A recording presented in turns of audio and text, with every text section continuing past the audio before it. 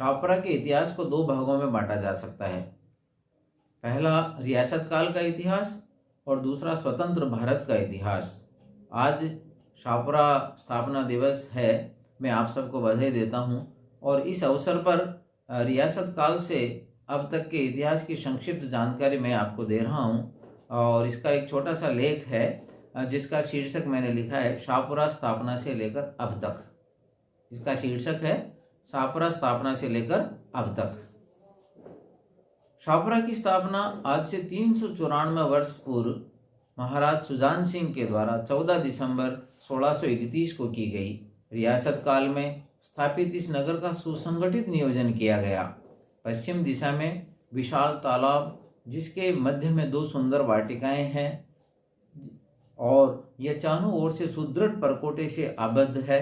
तीन ओर से गहरी जल से भरी हुई खाइयों से सुरक्षित यह नगर, जिसमें परकोटे में 5 प्रवेश द्वार रखे गए जिनका नामकरण निकटस्थ गांवों के आधार पर रखा गया तथा एक गेट का नाम सूर्योदय से संबंधित था, इसलिए उसका नाम उदय भानु गेट रखा गया। नगर के मध्य ऊंचाई वाले स्थान पर राजमहल बनाया गया जिसमें रानी जी का महल, चटक चांदनी, चक्कर की नाल, लक्ष्मण निवास, कांच का महल आदि प्रमुख दर्शनीय स्थान हैं। राजमहल की संरचना तकनीकी के आधार पर की गई और जिसमें मुगल शैली के चित्र बनाए गए तथा कमरों की छतों पर सुंदर रंगों से विशिष्ट चित्र शैली बनाई गई जो आज भी देखी जा सकती है। नगर नियोजन में नगर को 2 मुख्य भागों में विभाजित किया गया, एक ऊंचाई वाली बस्ती और दूसरा नीचे के भूभाग की बस्ती। राजमहल के चारों ओर समाज और जाति के अनुसार बस्तियां बसाई गई। राजमहल के उत्तरी भाग में ऊंचाई वाले भाग पर कायम खानी और ब्राह्मणों की बस्ती थी। वहीं पूर्वी भाग में बारी, रावणा राजपूत, ब्राह्मण और धाकड़ जातियों की बस्तियां प्रमुख थी। पश्चिम भाग में परकोटे के निकट देशवाली, गुर्जर, यादव समुदाय तथा अग्रभाग में छीपा और दर्जियों के समुदाय की बस्तियां प्रमुख थी। निचले भूभाग में कोली, वैश्य, खटीक, कुम्हार, कहार आदि जातियों की बस्तियां थी।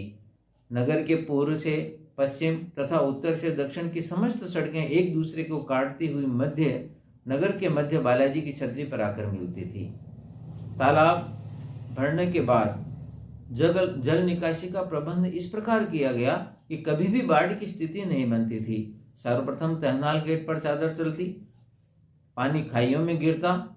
खाइयां भरने के बाद अगर पानी तालाब में अधिक आता तो तहनाल गेट पर ही एक नाला अंदर भूभाग में बनाया गया था और उससे ज़्यादा पानी होने पर रावला घाट से और उससे ज़्यादा पानी होने पर कुंड गेट से की चादर से पानी बाहर निकल जाता था, लेकिन यहाँ बाढ़ की स्थिति कभी नहीं बनती थी। तालाब में नगरवासियों के स्नान के लिए 3 प्रमुख घाट बनाए गए थे, माणा घाट, रावला घाट और लाल घाट। रियासत काल में यह नगर पर्यावरण की दृष्टि से अत्यंत सुंदर नगर था। पश्चिम दिशा से तालाब के ऊपरी भाग से देखने पर नगर का दृश्य बहुत नयनाभिराम लगता था। तालाब के पश्चिम से ऐसा दिखाई देता था जैसे नगर के मध्य सीना ताने सुंदर राजमहल, इसके चारों ओर ऊंचे नीचे मकानों की बस्तियां, चारों ओर परकोटे से आबद्ध यह नगर सुनियोजित, सुसज्जित और मन भावन लगता था। रियासत काल में नगर निर्माण व नगरवासियों के लिए अगर इसको स्वर्णिम काल कहा जाए तो कोई अतिशयोक्ति नहीं होगी, क्योंकि रियासत काल के 14 शासकों ने युद्ध में व्यस्त रहते हुए भी नगर निर्माण और नागरिकों की सुविधाओं के लिए अपने शासन काल में कोई कसर नहीं छोड़ी। इसी का परिणाम है कि नगर में कई जल स्रोत जैसे चमना बावड़ी, बाघाबाई, राधाबाई, नरसिंह द्वारा कुंड, भट्टाणी जी की बावड़ी, आमले की कुई, सलावटों की कुई इत्यादि का निर्माण किया गया। वहीं वर्षा जल का निष्कासन फूला गेट से कुंड गेट ढाल इस तरह से रखा गया कि कभी भी जल भराव की संभावना नहीं रहती थी। नगर के अधिकांश भूभाग के वर्षा जल निष्कासन हेतु बांडी नामक मुख्य मार्ग रखा गया था। शहर का वर्षा जल का सदुपयोग करने के लिए उमेद सिंह जी ने धोरा नामक तालाब का निर्माण कराया, जो आज भी सिंचाई के लिए काम में आता है। केसीसीआई राजाधिराज नाहर सिंह जी ने 1899, 1900 में 4.5 लाख रुपए की लागत से नाहर सागर और उम्मेद सागर बांध भी बनवाए, जिस समय तत्कालीन समय इन बांधों की लागत 4.5 लाख रुपए आई थी। नगरवासियों का प्रमुख आय का स्रोत कृषि व्यवसाय ही था। रियासत काल के शासकों का संपूर्ण ध्यान नगर की सुव्यवस्थित नगर नियोजन के साथ साथ यहाँ की जनता की समस्याओं और आय स्रोतों पर भी था। यहाँ नागरिकों की सुख सुविधाओं पर गंभीर चिंतन किया जाता और नागरिकों की समस्याओं का समाधान हेतु तुरंत निर्णय लेकर उनकी अनुपालना की जाती थी। रियासत काल में ही राजा रण सिंह जी के शासन काल में रण सिंह जी के आमंत्रण पर स्वामी रामचरण जी संवत 1826 में छापरा में आए और शमशान भूमि को इन्होंने अपनी तपोस्थली बनाया था। इन्होंने अपने जीवन काल में ही फूलडोल महोत्सव प्रारंभ कर दिया था, जो आज विराट रूप ले चुका है। रामचरण जी की मृत्यु 5 अप्रैल 1798 में हुई और मृत्यु के पश्चात तपोस्थल पर भी तत्कालीन आचार्य रामजन जी के कार्यकाल में तथा राजाधिराज भीम सिंह जी के शासन काल में रामद्वारा का निर्माण कार्य किया गया और यह कार्य 1817 में पूर्ण हुआ। इसके जो मुख्य कारीगर थे, जिनका नाम जरूर खां और कुशाल खां था। रामद्वारा की अद्भुत स्थापत्य शैली के कारण आज ये विश्व विख्यात है और आज भी इसका आवश्य चित्र यदि कोई नगर में विशिष्ट अतिथि आते हैं तो उन आगंतुकों को भेंट किया जाता है। रियासत काल में ही छापरा नगर की स्थापना हुई तथा सुसंगठित नगर नियोजन, सुनियोजित सामाजिक व्यवस्था, सुंदर जल स्रोतों का निर्माण, उत्कृष्ट जल निष्कासन व्यवस्था, समाज की आध्यात्मिक आस्था को संपुष्ट करने के लिए धार्मिक मंदिरों का निर्माण, सिंचाई का पूर्ण प्रबंधन, पर्यटन स्थल, उम्मेद सागर में बगीचा, महल इत्यादि का सुंदर प्रबंधन किया गया। इसी के आधार पर यह कहना उचित होगा कि रियासत काल छापरा नगर का स्वर्णिम काल था। रियासत काल में छापरा उन्नति के चरमोत्कर्ष पर था, किंतु आजादी के बाद जैसे ही देश में सर्वप्रथम राजाधिराज सुदर्शन देव जी ने छापरा का राज्य राजमहल सहित सरकार को सौंप दिया था और गोकुललाल असावा को 27 दिसंबर 1947 को प्रधानमंत्री बनाकर मंत्रिमंडल को शासन सत्ता सौंप दी थी, उसके बाद ही छापरा का पतन काल प्रारंभ हो गया। आजादी के बाद 78 वर्षों में राजमहल पर सरकार ने कोई ध्यान नहीं दिया, जिससे राजमहल आज खंडहर में बदल गया है। ये राजमहल पर यदि ध्यान दिया जाता और इसको पर्यटन स्थल के रूप में विकसित किया जाता तो आज कई युवाओं को इसको रोजगार मिलता और बालाजी की छतरी का जो मार्केट है वो भी कभी कम नहीं होता और आज मार्केट की स्थिति अच्छी होती। यहाँ गहरी खाई तथा बीच के कुएं, तालाब, यहाँ पेवड़िया जो तालाब है वो यहाँ का मुख्य जल स्रोत है। सुरक्षा के साथ साथ तालाब जल स्रोत का कार्य भी करता था। आज जो तालाब की स्थिति है, किसी जमाने में इस पेवड़िया तालाब में गहरी खाई थी, बड़े बड़े कुंड थे, कुएं थे, लेकिन इन 25 वर्षों में इसमें कोई मिट्टी के निकालने की व्यवस्था नहीं हुई। इसके कारण कुंड और खाइयाँ भी मिट्टी से भर गई है और अब इसकी गहराई भी बहुत कम रह गई है। तालाब के मध्य स्थित बीच का बगरू अपनी दुर्दशा की कहानी स्वयं कह रहा है। यदि इसको भी सुंदरता प्रदान कर नावों का प्रबंध कर दिया जाता और इसको पर्यटन स्थल के रूप में विकसित किया जाता, किंतु इस पर कोई ध्यान नहीं दिया गया। आजादी के बाद कई सरकारें आई और कई सरकारें चली गई, पर तालाब के सौंदर्यीकरण पर किसी ने ध्यान नहीं दिया। छापरा की शोभा इस पेवड़िया तालाब में अब तो रेगर बस्ती और बेरवा बस्ती के गंदे नाले भी मिला दिए गए हैं और परकोटे पर जिनके मकान हैं उन्होंने शौचालय भी अब इस पेवड़िया तालाब में बना दिए हैं। मत्स्य आखेट इस तालाब में प्रतिबंधित है, किंतु आज भी ट्यूब पर तैरते हुए मछुआरे आज मत्स्य आखेट करते हुए दिखाई देते हैं। इस नगर के भूजल स्रोत का यह पेवड़िया तालाब जिम्मेदारों की अनदेखी के कारण धीरे धीरे दूषित होता जा रहा है। आज़ादी के बाद 78 वर्षों में यहाँ नगरपालिका में कई बोर्ड बने, पर किसी भी बोर्ड ने छापरा के विकास के विजन को तैयार करने के बजाय अपने पद का आनंद उठाया। राजाधिराज नाहर सिंह जी ने 1894 में विद्यालय की स्थापना की। जुलाई 1930 में 25,000 की लागत से विद्यालय भवन बनाया। चित्तौड़ और भीलवाड़ा तक के विद्यार्थी यहाँ विद्या अध्ययन के लिए आया करते थे और इस विद्यालय से निकले हुए छात्र आज भी कई डॉक्टर, इंजीनियर्स, बड़े बड़े पदों पर वैज्ञानिक, अंतरिक्ष में वैज्ञानिक और प्रशासनिक अधिकारी हैं और विदेशों में भी सेवाएं दे रहे हैं। लेकिन विगत 25-30 वर्षों से इस विद्यालय में एक ट्यूशन तंत्र विकसित हो गया है। प्रयोगशालाएं बंद हैं, प्रायोगिक अंकों का आधार भी ट्यूशन है और इस विद्यालय में मध्यम वर्ग और निम्न वर्ग के छात्र ही अधिकांशतः अध्ययनरत हैं। अब तो सुनने में आया कि यहाँ संस्था प्रधान स्वयं ही ट्यूशन करते हैं। यहाँ का कृषि फार्म अब दुर्दशा का शिकार हो रहा है, लेकिन यहाँ इस विद्यालय की दयनीय हालत पर यहाँ के बुद्धिजीवी चुपचाप देख रहे हैं। आज़ादी के बाद उम्मेद सागर रोड पर एक बना हुआ गार्डन को छोड़कर ऐसा कोई निर्माण कार्य नहीं हुआ जिसमें कहा जा सकता है कि आज़ादी के बाद इस शाहपुरा में ये कोई विकास का कार्य हुआ है। नगर की स्वच्छता की कोई निर्धारित व्यवस्था नहीं है। वार्डों में कचरा संग्रहण की ट्रोलियां नहीं है, कचरा पात्र नहीं है, कचरा गाड़ियों का कोई समय और दिन निर्धारित नहीं है।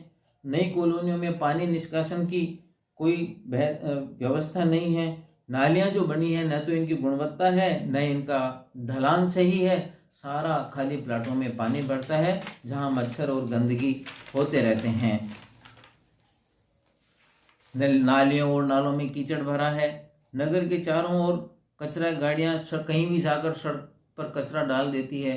कचरा डालने का कोई निर्धारित स्थान नहीं है। आज अजमेर और केकड़े में कचरा निस्तारण संयंत्रों की स्थापना हो चुकी है, लेकिन शाहपुरा की नगर पालिका ने इस बारे में कोई विचार नहीं किया है। शाहपुरा से निकलते ही चारों तरफ आसीन रोड हो या देवली रोड, कहीं पर भी आप जाएं आप गंदगी का आलम देख सकते हैं। कहीं पर भी कचरों के ढेर लगे हैं। व्यापारी भी बोरे भर भर के कचरा इन सड़कों पर डाल रखा है।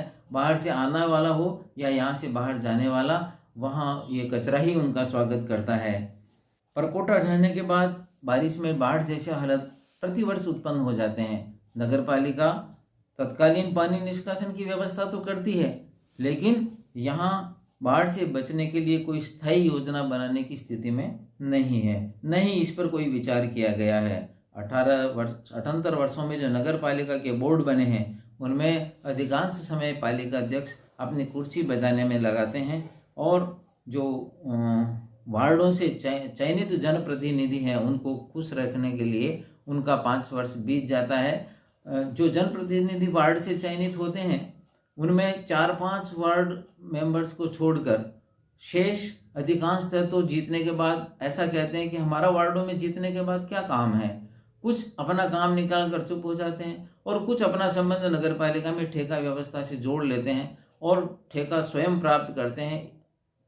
इस कार्य प्रणाली विकसित होने के बाद शाहपुरा में नालियां, सड़कें इत्यादि जो निर्माण हुआ है उनका बहुत ही घटिया निर्माण हुआ है और इसका खामियाजा शाहपुरा वालों को भुगतना पड़ रहा है। इन 78 वर्षों में शाहपुरा में सब्जी मंडी तक नहीं बन पाई।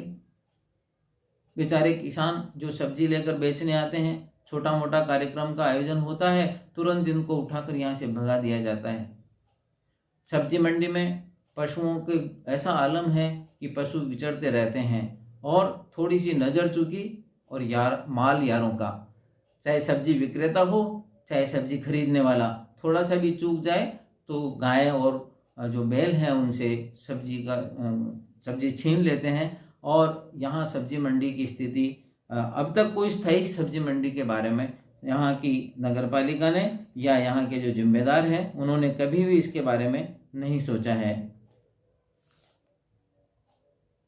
सबसे बड़ी बात जो शर्मनाक स्थिति शाहपुरा की है कि इन 78 वर्षों में आज़ादी के बाद बस स्टैंड नहीं बन पाया। जहाँ बस स्टैंड है वहाँ से यात्री नहीं बैठते और जहाँ से यात्री बैठते हैं वहाँ पर बस स्टैंड नहीं है। रामद्वारा जहाँ पर सर्वाधिक यात्रियों का आवागमन है वहाँ न छाया का प्रबंधन है न कोई सुविधाओं का प्रबंधन है। वहाँ औरतें हों चाहे आदमी हो चाहे छोटे बच्चे हो, धूप में और बारिश के अंदर हमेशा परेशान होते रहते हैं। खड़े होने की कोई जगह नहीं है। 10 वर्षों से करीब यही व्यवस्था है, लेकिन नगर पालिका को या जो जिम्मेदार हैं उनको कहीं कतई इस बात की आवश्यकता महसूस नहीं होती कि शाहपुरा में बस स्टैंड बनाया जाना चाहिए। सन 1974 में एक बस यहाँ से शाहपुरा से अजमेर के लिए प्रारंभ हुई थी और आज 51 वर्षों बाद भी एक ही बस है। आज यहाँ से शाहपुरा से बाहर जाने के लिए सुबह 7 बजे से पहले भीलवाड़ा का कोई साधन नहीं है। 8 बजे बाद रात्रि के भीलवाड़ा हो, चाहे देवली हो, चाहे गुलाबपुरा हो, यहाँ शाहपुरा आने का कोई साधन नहीं है। यातायात की इतनी बुरी व्यवस्था शाहपुरा के लिए है। और ये सारा ये कहीं भी शाहपुरा आज़ादी के बाद किसी ने इस बात का चिंतन नहीं किया है। यहाँ के मूल निवासी भी सांसद रह चुके हैं 2 बार, लेकिन उनके कार्यकाल में शाहपुरा में क्या विकास हुआ ये वो स्वयं ही बता सकते हैं। यहाँ रिंग रोड की आज भी आवश्यकता है, रेल की आवश्यकता है। कहा जाता है कि रेल की सड़क बन गई थी, लेकिन रियासत काल में अवरोध पैदा किया, इसलिए यहाँ पर रेल नहीं आ पाई थी। यहाँ शाहपुरा में जिला बनाया और जिला हटाया, ये एक और काला अध्याय शाहपुरा के आज़ाद भारत या स्वतंत्र भारत के इतिहास में एक काला अध्याय जुड़ गया है। यहाँ बजट स्वीकृत होते हैं, लेकिन बजट का पूरी राशि यहाँ पर कार्य के लिए नहीं लगती, क्योंकि आज़ादी के बाद कमीशन वितरण श्रृंखला का निर्माण हुआ और इस कमीशन वितरण श्रृंखला धीरे धीरे सुदृढ़ होती गई और जो बजट स्वीकृत होता है उस बजट की अधिकांश राशि इस वितरण श्रृंखला में वितरित हो जाती है और जो शेष राशि बचती है उससे जो निर्माण कार्य होता है वो घटिया किस्म का होता है। यहाँ का हॉस्पिटल, जहाँ डॉक्टर कुशल सिंह, डॉक्टर सुरेंद्र डिया, डॉक्टर गहलोत और डॉक्टर दादी जैसे डॉक्टर इस हॉस्पिटल में रह चुके हैं, लेकिन आज भी यहाँ लोगों को दवाई लिखवाने के लिए चक्कर लगाने पड़ते हैं और गरीब और मध्यम वर्ग के लोग दवाई लिखाने के लिए मारे मारे फिरते हैं। यहाँ आज हॉस्पिटल में रेफर तंत्र विकसित हो चुका है। यहाँ बनी हुई 3 बड़ी बड़ी बिल्डिंगें, 2 साल से बनी हुई सारे साधन उसमें लग चुके हैं, लेकिन जनता के लिए उसका कोई उपयोग नहीं हो रहा है और इसका न तो जनप्रतिनिधि न कोई शासन प्रशासन इस पर कोई ध्यान दे रहा है। ऐसा नहीं है कि शाहपुरा में कोई सकारात्मक कार्य करने वाले संगठन नहीं है, सकारात्मक कार्य करने वाले संगठन भी यहाँ काफ़ी हैं, जैसे श्याम सेवा समिति, वरिष्ठ नागरिक मंच, पेंशनर समाज, यंग स्पोर्ट्स क्लब, तैराकी क्लब, भारत विकास क्लब और जिला बचाओ समिति। किंतु सभी संगठन अपने तक सीमित है, अपने अपने कार्यों तक सीमित है। ये सभी संगठन साथ मिलकर पक्ष विपक्ष के नेताओं को साथ लेकर और नेताओं को भी अपने स्वयं के हित छोड़कर शाहपुरा के विकास को प्राथमिकता देकर ये काम करना, जब वो काम करना प्रारंभ करे तो निश्चित रूप से शाहपुरा को आज उत्कृष्ट पर्यटन स्थल के रूप में ये शाहपुरा उभर सकता है। इस हेतु आने वाले समय में राजनीति में जो सक्रिय युवा पीढ़ी है वो वर्तमान की कार्यप्रणाली के डर्रे को बदलकर शाहपुरा के विकास का विजन तैयार करे और दृढ़ संकल्प करे कि शाहपुरा के विकास के लिए ये जो सारी समस्याएं हैं इनका समाधान हम करेंगे। शाहपुरा की जनता को भी इन हालातों को सहन करने की अपेक्षा सजग और सचेत होना पड़ेगा और इसके लिए आवश्यक जो भी करना पड़े, चाहे आंदोलन करना पड़े, चाहे आगे जाकर प्रशासन से या राज्य सरकार से जिस तरह से भी हमें कुछ करना पड़े तो हम करने के लिए हमें तैयार रहना चाहिए, वरना ये आने वाली पीढ़ी हमें माफ़ नहीं करेगी और शाहपुरा की स्थिति ये होगी कि ये जो शाहपुरा नगर है, एक आदर्श नगर जो रियासत काल में जिसकी स्थापना की गई, वो अब धीरे धीरे पलायन नगर नहीं बन जाए। इसको रोकने के लिए आपको और हमको सबको मिलकर प्रयास करना पड़ेगा।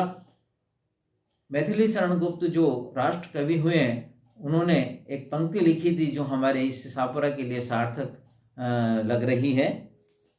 हम कौन थे, हम कौन थे, क्या हो गए, हम कौन थे, क्या हो गए और क्या होंगे अभी, क्या होंगे अभी, आओ विचार करें, आओ विचार करें मिलकर। ये समस्याएं हैं सभी, ये समस्याएं हैं सभी।